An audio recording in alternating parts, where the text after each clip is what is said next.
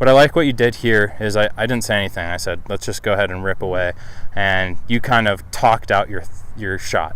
I really like that. You ended up hitting a really, really good shot. And I think that's maybe something that you can look forward in the future to doing, is whether it's a playing competitor or even slowly to yourself, if you verbalize exactly what you want to do, it'll help you envision your shot a lot more. So just talking through it to yourself, even if you're in a tournament and you can't talk to your competitors or whatever, then just for yourself, it may feel a little weird at first, but you're going to end up hitting shots like that. Short putts, I'm not really controlling the face that well. And What's short putt mean to you? Short putts, well, obviously not like a 3-footer, probably between like 4 and 10 feet. Not as 4 long to as 10 a feet. leg, but Okay.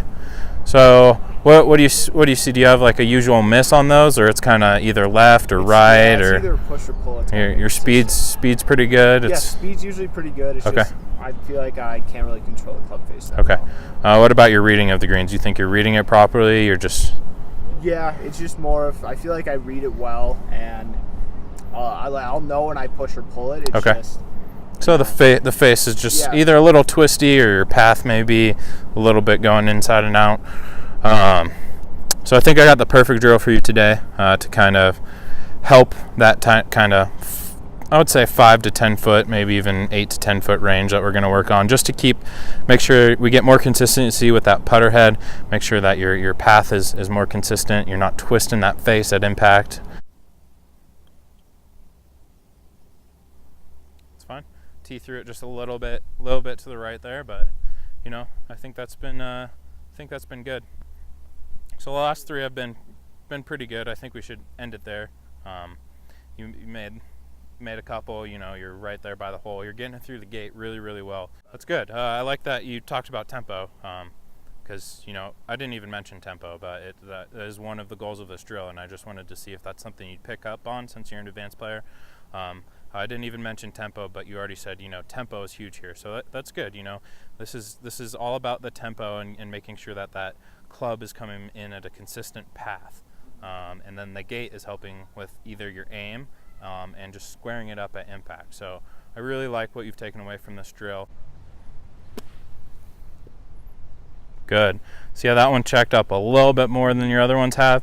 I mean, you still caught a little bit behind that line by a couple centimeters, so not bad. You were right there. That one had a lot more check up on it. Did you feel the difference between contact like that, or even the one that went a little bit over the green? Did you feel? Yeah, I think it was. What'd you feel? Well, I felt it. I felt like I kind of made like a clicking noise. When you get a good pitch shot or chip shot makes that clicking noise. So I really felt that instead of, just hearing you explode the sand. Yeah. Which is good. What I really felt is that it was hard. So I was going a little too quick, but I just felt like I don't know really how to explain it, but I was just trying to make contact a little bit close to the ball. Okay. I normally felt was comfortable. Okay. Which is new to me, obviously, and when I did that, I made good shots. So. Okay, good. I think initially your thought process on this shot, particularly a little tighter lie. We have to carry over this rough and get it to the hole. I think you were right. Your 58's probably a better one here because it takes the rough out of play here. It's less rollout.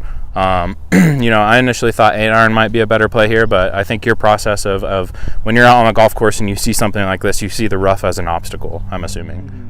And so you want to get it over that obstacle without having any issues. Whereas this 8-iron, as you could see on your first couple shots, a couple of them did land in the rough, and it only got a couple yards onto the green. So, I think you were right. I do think for this shot is a better 58's a little bit better. What's your ball flight looking like right now? It's a slight right to left. Okay. Slight as in like 20 yards. Okay, so a pretty nice draw. You got a plan right now. Yeah, I can hit a draw. Are you liking the height you're hitting it at? I would like to hit it a little bit higher. A little bit higher? A little bit higher, yeah. Okay, so we'll see what we can fit you in today. Hopefully, once we're done today, we'll get the optimal flight impact. So all of it is hitting. Instead of, you're not toe dependent, you're not heel dependent. It's pretty much spread out evenly, mostly right in the middle though. If you look at the majority of your hits are right there in between those 3 lines. Cool. So I think your standard setup, standard lie angles, the right fit for you.